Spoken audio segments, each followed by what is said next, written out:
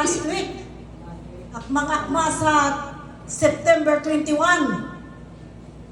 Naku, wala yatang makakasagot. Amen. No? The Lord is in your with your spirit. Okay, last week, sinasabi sa ating ebanghelyo that no servant can serve two masters. No? He will either hate one and love the other, or devoted to one and despise the other. Amen? Because you cannot serve both God and Mammon. Amen? So alam niyo po, akala ko kay Brother Marlon ko lang narinig yung DPWH nung Sabado. Pero sa Connecticut, nako, talagang bentang-benta ang DPWH. No? Last week, talagang grabe. No? Kasi talagang akmang-akma yung ating ebanghelyo last week na yung ating mga politicians, yung mga nagsisilbi sa gobyerno ay kinukurakot ang kaban ng bayan, no? Ang daming nagprotesta, pati si Cardinal David, no? Ang sabi niya, kailangan mapuksa ang katiwalian sa gobyerno. Amen? And in spite of these protesters, brothers and sisters, we have to thank God kasi kahit anong gulo, ay nanaig pa rin ang kabutihan. At kahit may mga nasaktan, hindi naman masyadong masama ang nangyari. No? Talagang ipinaglalaban nila ang mga karapatan ng bawat Pilipino. No? Lalo na yung mga flood control, yung DPWH, Department of Public, Public Work and Highways. Pero ano yung latest ngayon, mga kapatid? Hindi na raw DPWH. Ha? Meron ba kayong alam sa latest? Department of puro walang hiya. No? Puro walang hiya na raw. Ang kakapal ng mga mukha, no? Nakakahiya talaga, di ba?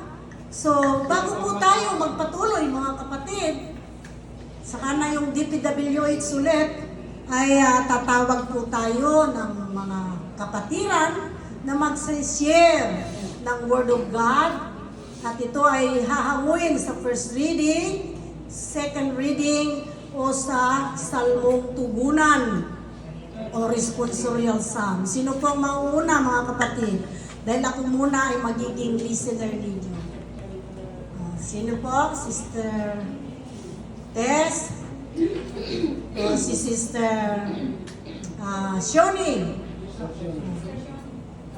Siguro ang sunod si Brother Luis. Ano po?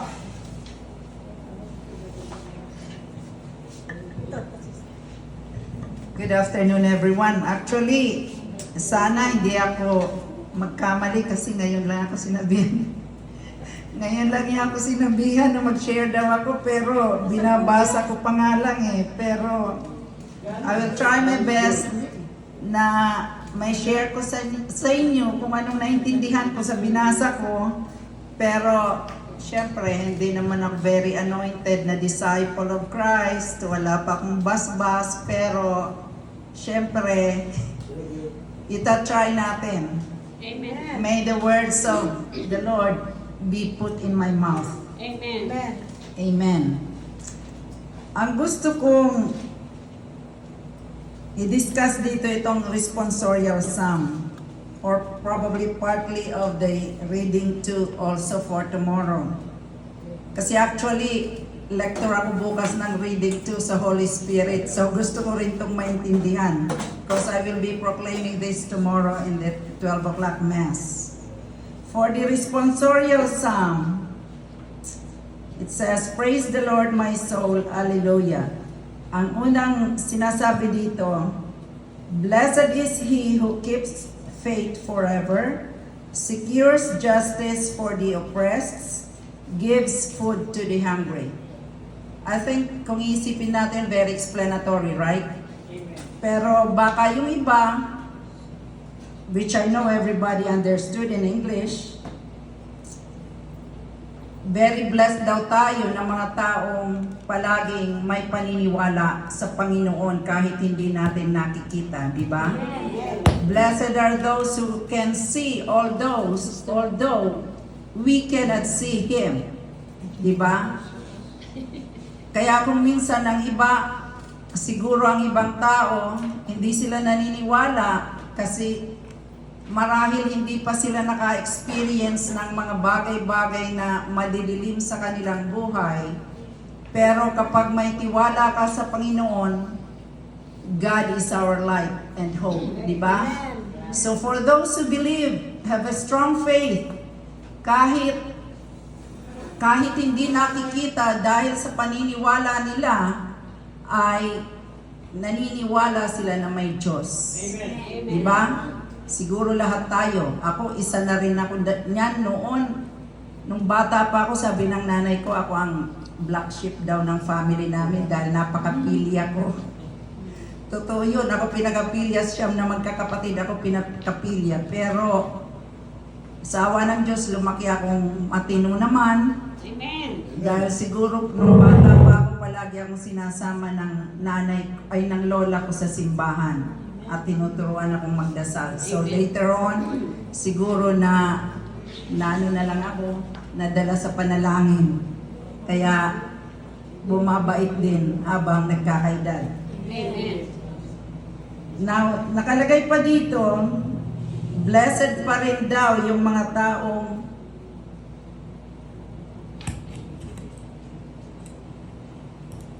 taong nagbibigay ng tulong sa pagkain, at sa mga nagugutom.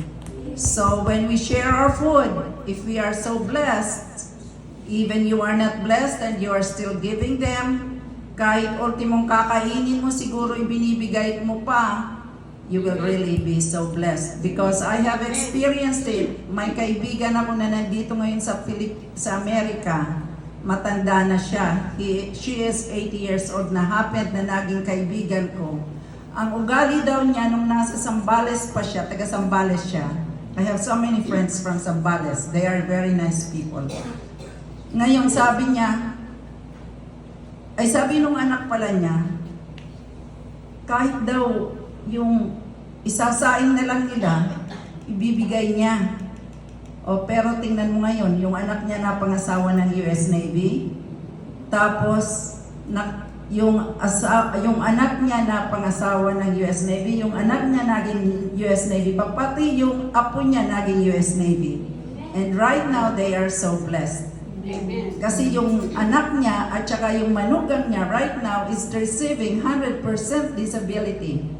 And imagine how much they are receiving if you are disabled in the Navy or in any armed forces. Most likely, hindi bababa ang income mo sa 5,000 a month. So, can you imagine that?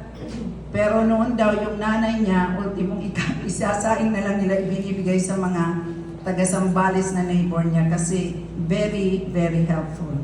So, God is always really so good. It always returns to you 100 folds. Amen. So, palagi tayong magtiwala niyan. Kahit wala ka na, ibigay mo pa rin. It will come back to you so many times. Amen. Now, ito pang isa. The Lord gives sight to the blind. The Lord sets captives free. Then the Lord gives sight to the blind. I think this is not literally telling us that yung blind na hindi nakakakita, di ba? Hindi yung totally walang eyesight. Siguro this is referring to people na mahina ang pagtitiwala sa Diyos at hindi nakikita ang kagalingan ng Diyos. Amen. Di ba? So, He always blesses those people that although hindi siya di bukas ang kanilang pag-iisip sa paniniwala sa Panginoon, pero pilit pa rin silang pinapaintindi ng Panginoon until na they can see the light of God. Diba?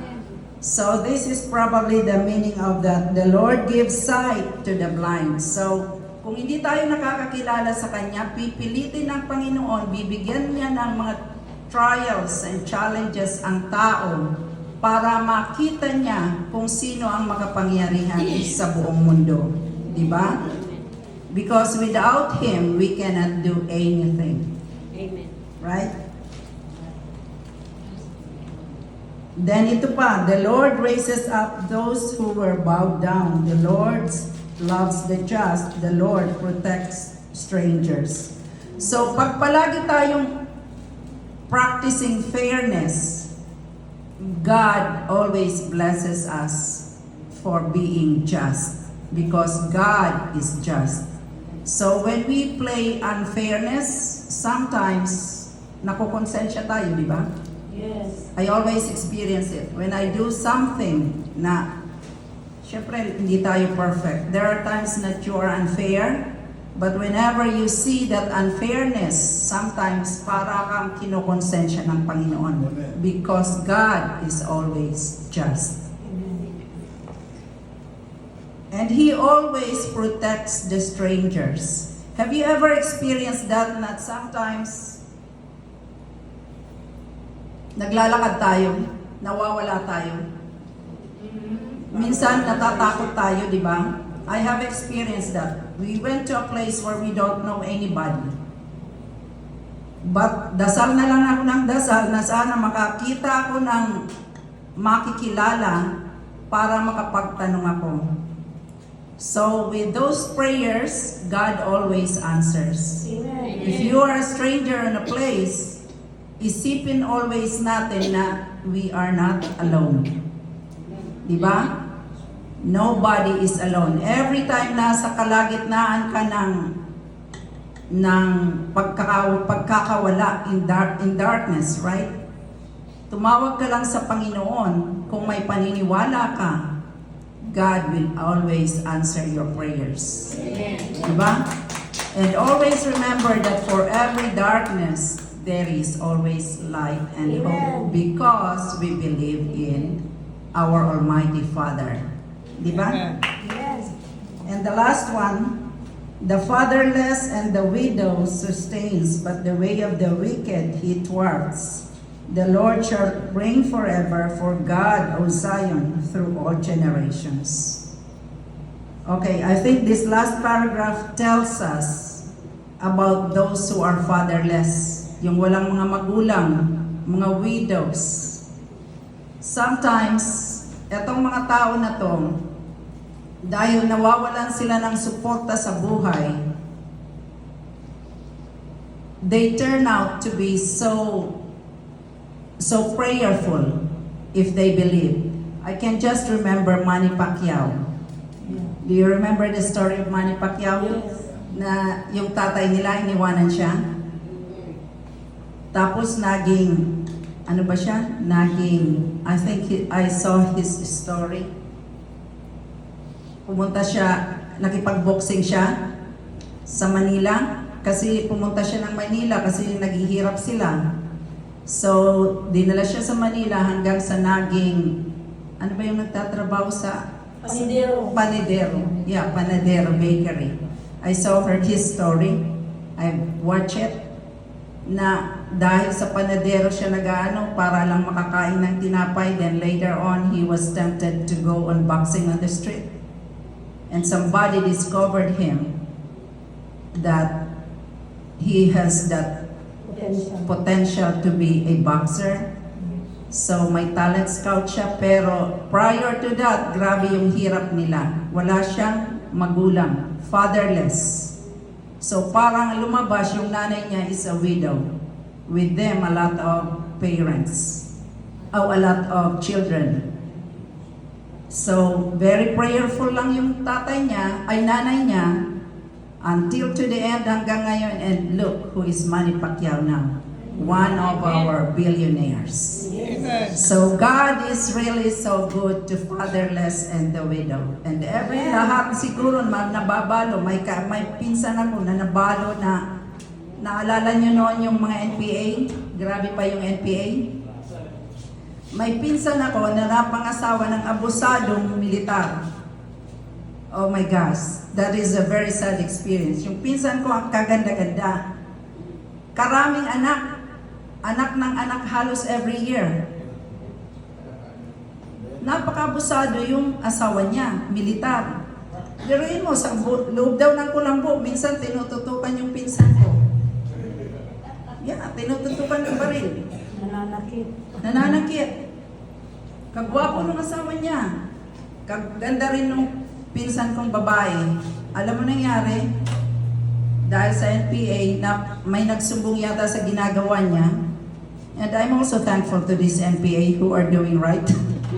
Although minsan rebelde sila, pero sometimes I am thankful to them.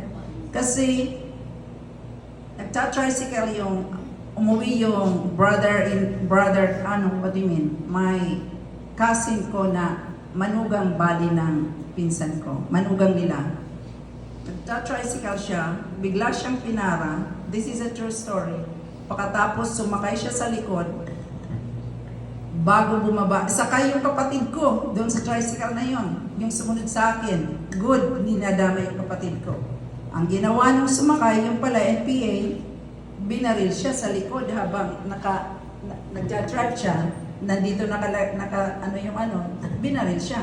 Eh di namatay siya on the spot during that time. Mabuti nga yung Trimobile hindi nahulog sa bangin, sakay yung kapatid ko. God is still very good.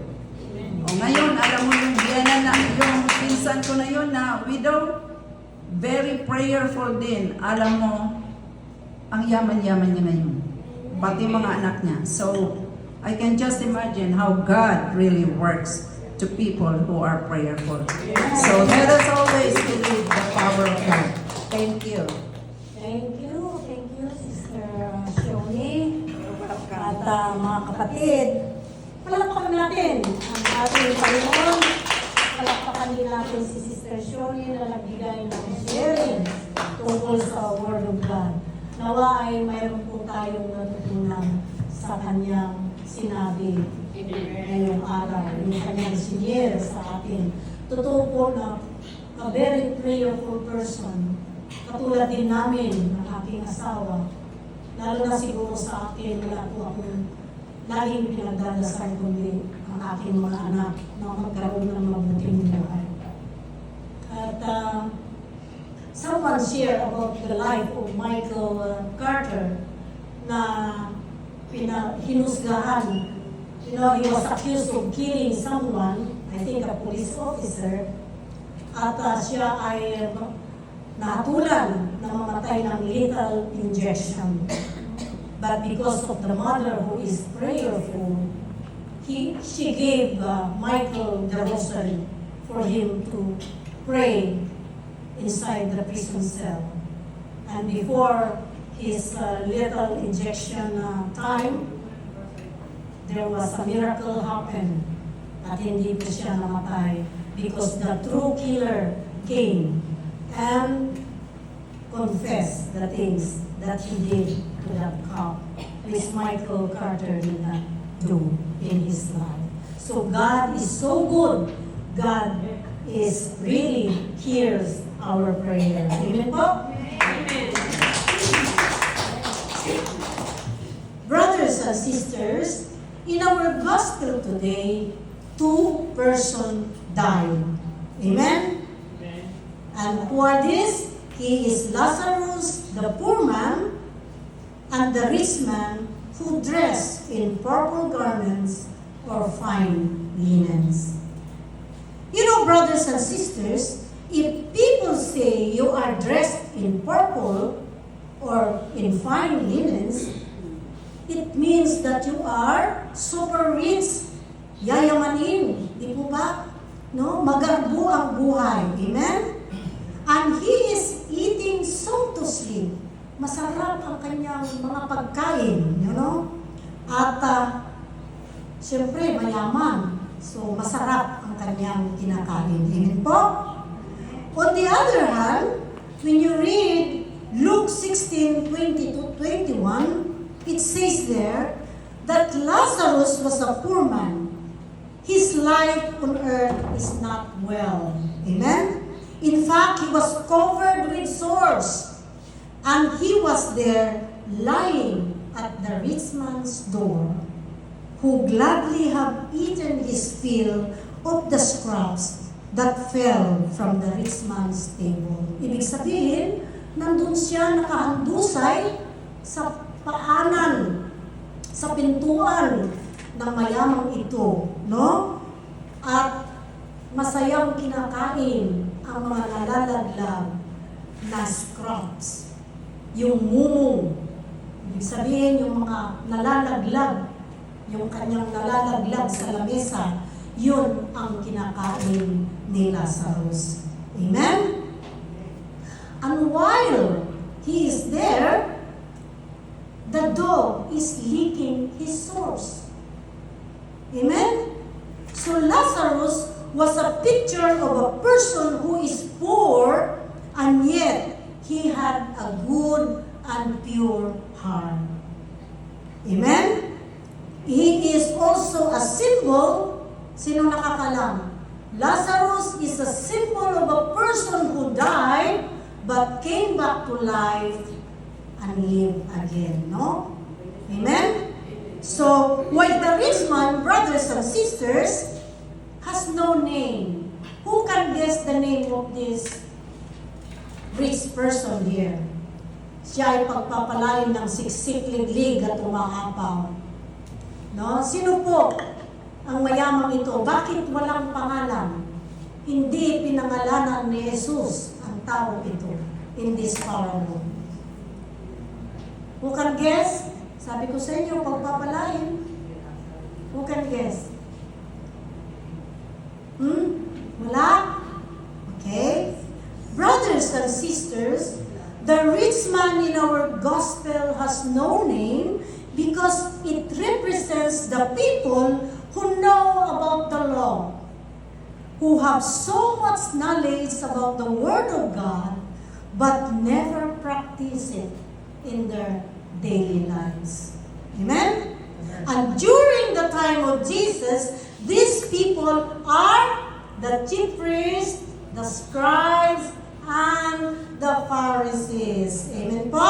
Naintindihan po natin, mga kapatid? Amen. And these people are telling themselves that they are very righteous, no? But hypocrites. Mga hipokrito, no? Alam lahat, naturingang matatalino, no? Mga may pinag-aralan, pero mayayabang at walang kababaang loob. And they are the reason why Jesus was tortured, suffered, and died on the cross. Amen po? Amen. Okay. So when these two men died, the poor Lazarus and the rich man, there was a great contrast happened in the rich man's life after death. Ano yun? Bumaliktad ang kanilang sitwasyon. Amen? Bumaliktad. We knew that when he was alive, the rich man on earth, he has a very luxurious life enjoying his wealth and possessions. Maybe he can have parties every day. Maybe he can have parties every night. Or maybe some women are involved, you know. Mayaman eh. Yes, yes. No?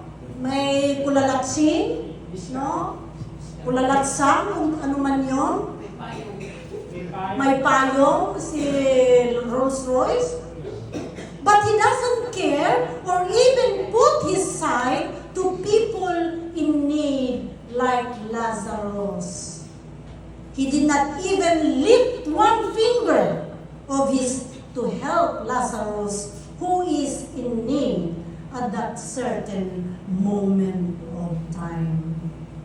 Amen po? Wala siyang awa, walang pakiramdam sa taong nagugutom tulad ni Lazarus. The dog, brothers and sisters, is even better. You know what? Because when he saw, the moment he saw Lazarus with sores, he immediately licked the sores right away. Mabuti pa yung aso. no? Nang makita sila sa Lazarus, dinilaan ang kanyang sugat agad. May feeling, no? Pero yung mayaman, walang feeling. Amen? So brothers and sisters, the dog in this parable who licked the wounds of Lazarus is showing us that he provides a form of healing. Amen? And comfort, because the saliva of the dog contains a healing enzymes. I think that is called lysozymes, if I'm not mistaken. No? And that promotes healing and prevent infection on the part of Lazarus. It is also called a symbol of compassion and kindness. Amen?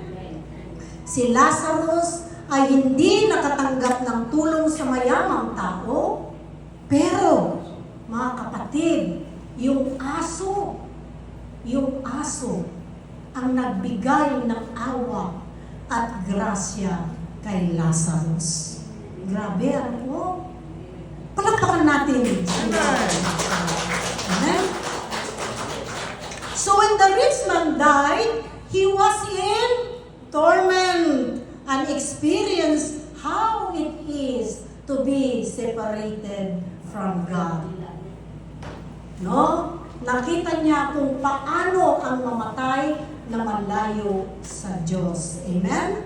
In short, he was put in hell while Lazarus was carried by the angels in the bosom of Abraham. And there, he became happy. And the good things he did not experience on earth, now he is already experiencing in heaven. Amen po?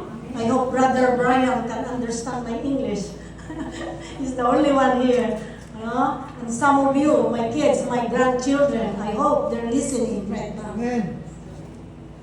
You know, brothers and sisters, a person who is greedy and stingy, a person who has no mercy, just what Sister Shoni said a while ago, who has no mercy and compassion, is one reason why we are drawing ourselves away from God.